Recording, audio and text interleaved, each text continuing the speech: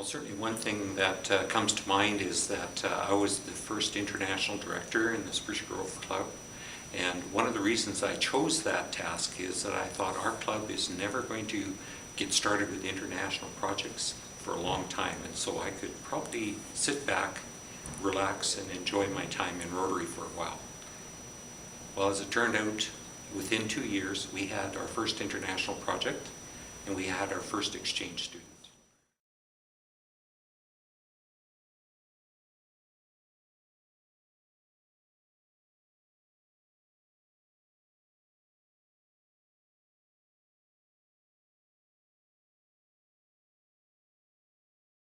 Jeanette Fewer. Oh yes, and Jeanette. her daughter had had experience with a poor community in the developing country of Honduras. And there was a desire to do two things while they were there in Honduras. One was to build a school for the kids in that area, and the second thing was to pay for a teacher to work in that school. A wonderful project. We really felt good about it because as a club we were funding it ourselves. But what happened was a flood and a hurricane came by and not only did away with the school, but several young people had lost their lives in the subsequent flood because of the hillside location of this village. So that was our first experience with an international project.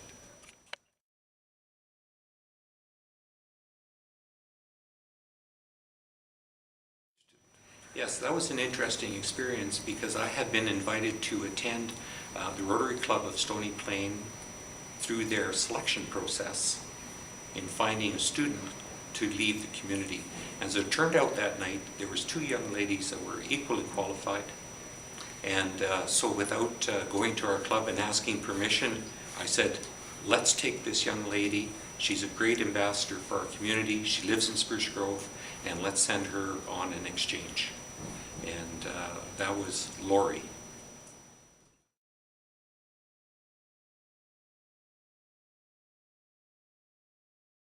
Well, it was a great exchange for Lori. It's interesting that she chose South Africa as her first location to do an exchange. And of course, being our very first exchange, we were a little hesitant as to how much do we get involved or how little do we get involved. But she was just a wonderful student. She really enjoyed her time in South Africa. She made a lot of friends. And she came back to provide us a lot of good information about her exchange.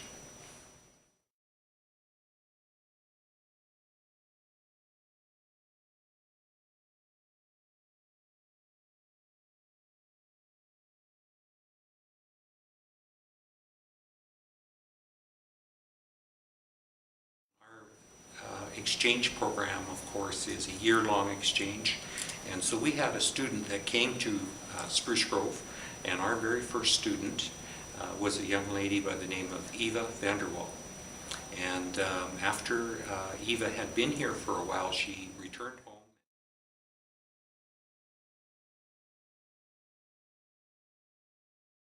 She found me on the internet about a year ago, and she and my wife and I are going to visit with her in Holland at the end of May this year.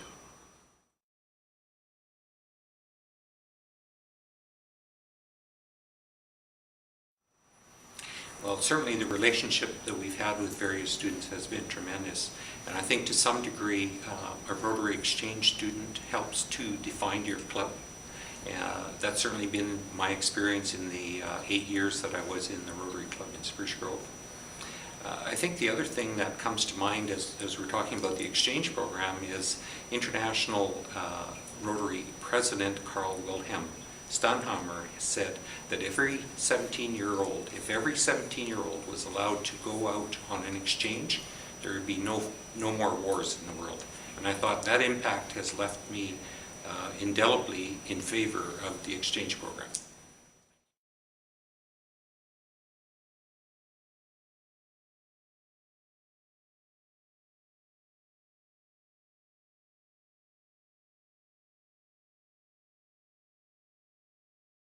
In terms of Spruce Grove, they've all been very fond memories. I have fond memories of the members in the club, of all the people that have come and gone in the Rotary Club in Spruce Grove.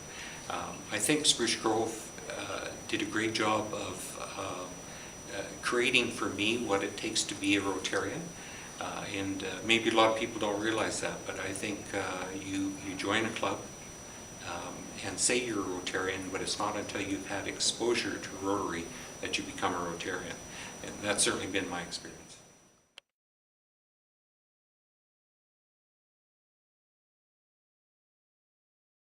Well, I certainly would think that when I joined the Rotary Club in Spruce Grove in 1993, that I was ready to join a service organization, that I felt that I could make a contribution and that I wanted to give back. But one of the things that really almost hit me or impacted me right away is when I came into my very first Rotary meeting, I saw a copy of the four-way test hanging up on the wall, the banner, and I said to myself, that's how I would like to operate my business. That's how I would like to operate my life. And I've often referred to the four-way test as a means of doing business and dealing with other people as well.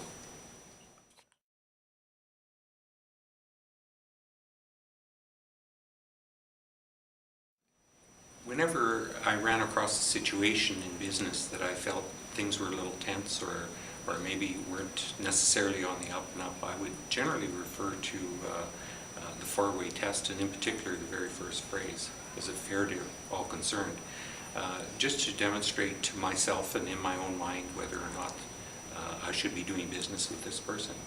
And it isn't often, but there have been times when I've had to say to someone, I'm sorry, we can't do business together.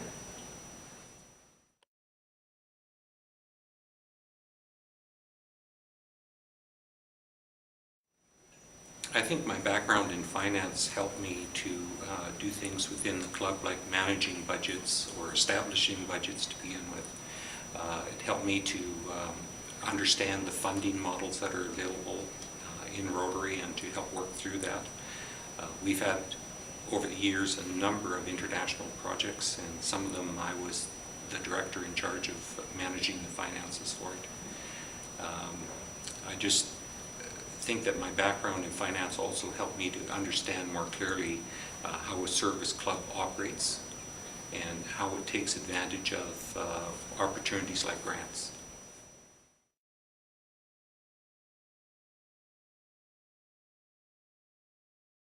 Well, prior to 1992, I had belonged to what was called a networking club, and it operated in Spruce Grove.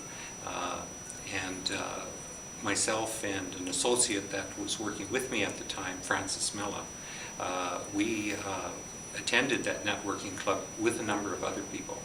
Then all of a sudden this opportunity presented itself to become part of Rotary. And my understanding was that Rotary was not only just a social club, but it was also an opportunity to network with other business people in the community and outside of the community. And so Francis and I took that as our cue, as it were, to get involved with the Rotary Club in Spruce Grove and to help get it started.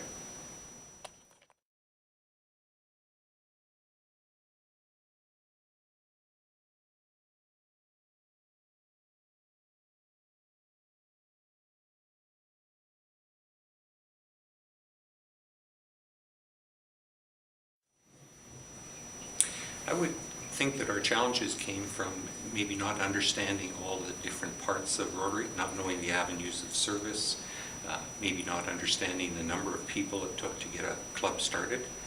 And yet when I think back to spring of 1993, it wasn't long that we had 35 people. We chartered, I believe, with 35 people, if my memory serves me correct. You'll have to double check on that. But we chartered with a good number of people, and shortly thereafter the membership was up at 50 in no time. So that certainly didn't offer a big challenge, because I think Spruce Grove was ready for a club at that time, and people were ready to belong to Rotary.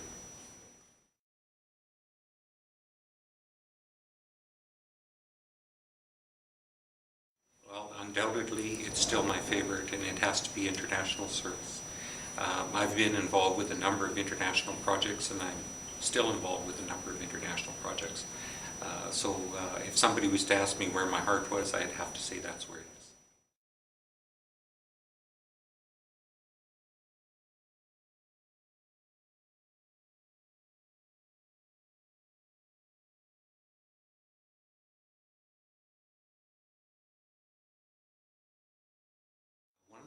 experience that year was that we had done the Lobster Fest for a number of years, and in my year, Danny Hooper, the auctioneer, raised an incredible amount of money. It was the first year that we earned, I think it was over $150,000. It's just incredible. And so that also meant for Mike Birdsell's year, for example, that he had quite a bit of money in which to do projects or to do an international theme or whatever the case may be. So that had to be a bit of a highlight.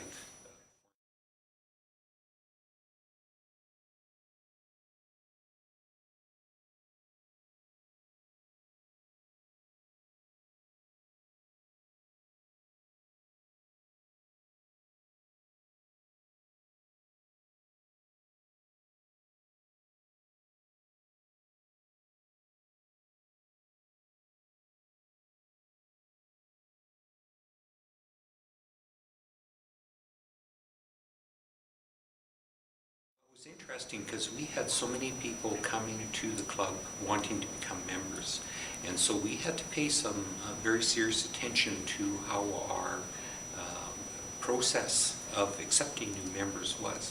And I remember that we went through a bit of a seesaw. I wouldn't call it a battle, but we had to have that discussion about how we were going to effectively bring new members into the club.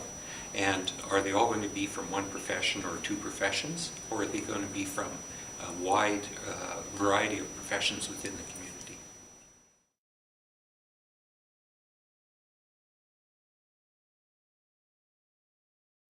Well, certainly one of the things that is a fond memory of mine is being sent to Indianapolis for the international conference. And as a fairly young club at that time, we were sending our incoming presidents to the international conference, but we weren't always sponsoring them as well as we could. And in my year, the club chose to put up the money to make sure that I was well looked after, and they were. We'd all like to go to an exotic place for an international conference, but mine was in Indianapolis, and I enjoyed my time there.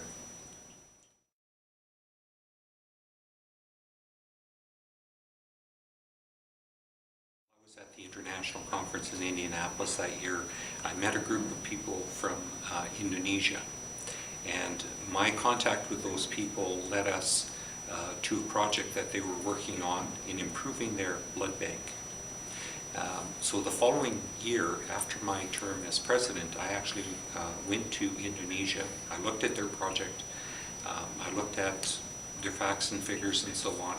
And I came back to our district and presented that project to the district. And it was very widely accepted. We raised, you'll have to recall that back then the Canadian dollar was probably 65 cents on US dollar. But we raised about $105,000 US dollars for that project, and we helped them put together the machinery they needed to do an effective blood bank project. From a basic level blood bank, we moved them to what's called a level 2 blood bank.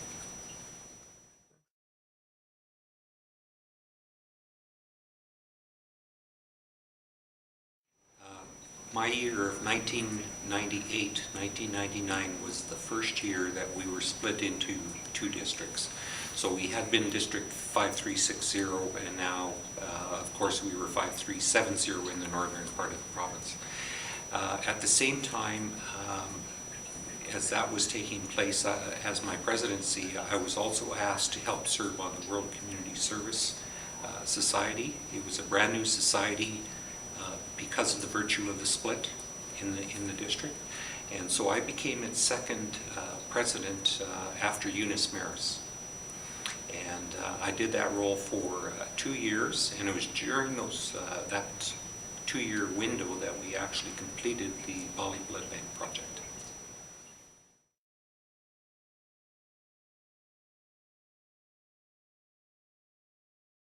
I think it goes back to the mere fact that in the early 90s, I felt that I was prepared to give back to my community, and that I was looking for a service club or organization that I could work through. So that was certainly the first part of it.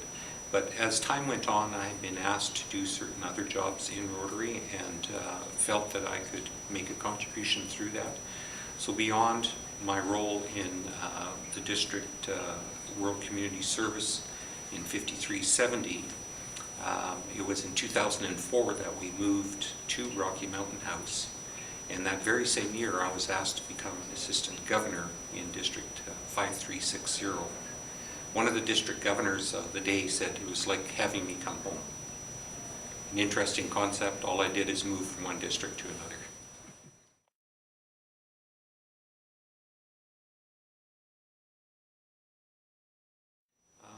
Well, I have to admit that when I moved to Rocky Mountain House, I ended up moving into a club that was much smaller than the one I had been in, and certainly a club that at that time had not embraced international service. And so it was with a little bit of apprehension that I tried to move the club into the international sphere a little bit more.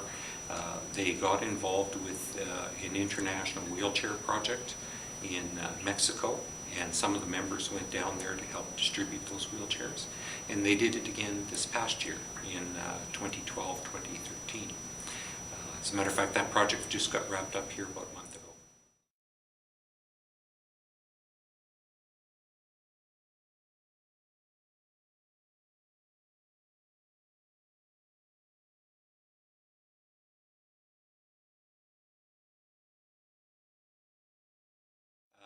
The other major project that I've been involved with is with 5370, who at this point was not a pilot district, asked me to spearhead one of their grant applications for wheelchairs to Indonesia. And that one was completed within the last month or so. And as a matter of fact, as we're making this video, the funds are coming into the bank account, and very shortly we'll be ordering the wheelchairs for that particular project. That was a huge undertaking. It took us more than a year because we had some hoops to go through.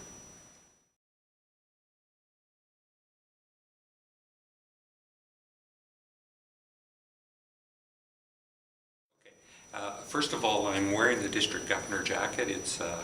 We're called the Burgundy Brigade. It was the same year that Jackie Hobel was district governor for your district. So it was the year 2010-11 was our year. And we really enjoyed our time as district governors, going out, meeting the clubs, doing a number of activities with other district governors from right across Canada. It was a great opportunity. So it's interesting that I went on from being an assistant governor in the early years here in 5360 to becoming the district governor in 2010-11.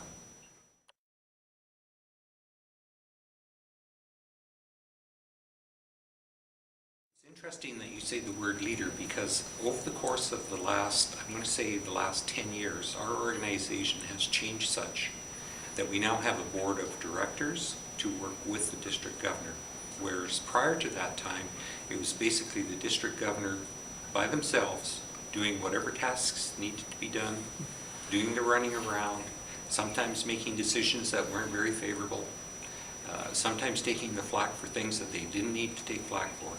And now we have a board of directors with 8 other people in the room sharing opportunities, sharing their thoughts, and helping make some well thought out decisions.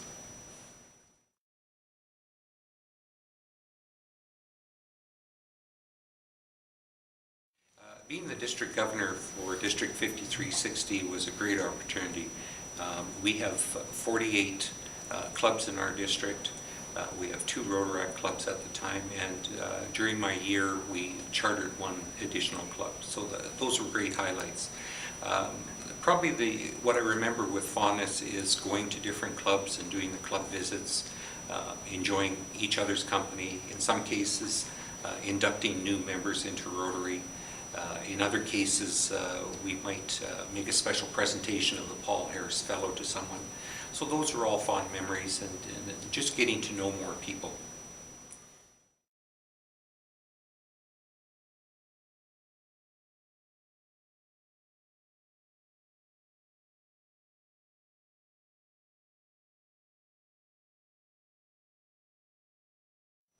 Well, I certainly don't know if I have any great wealth of advice. I really think the Rotary Club of Spruce Grove has spawned some great members, members that I know with great fondness. When I look back over how the club was formed, who was there at the beginning, and I think that a lot of those people are still there, that I'm really moved actually with that whole process. In terms of advice, I would just say hang in there, keep your fork, because there's always something better coming.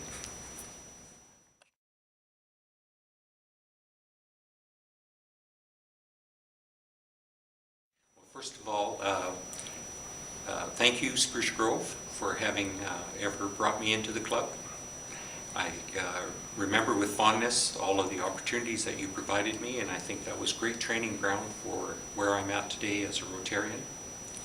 And I want to also wish you well on your 20th anniversary. I hope 20 more.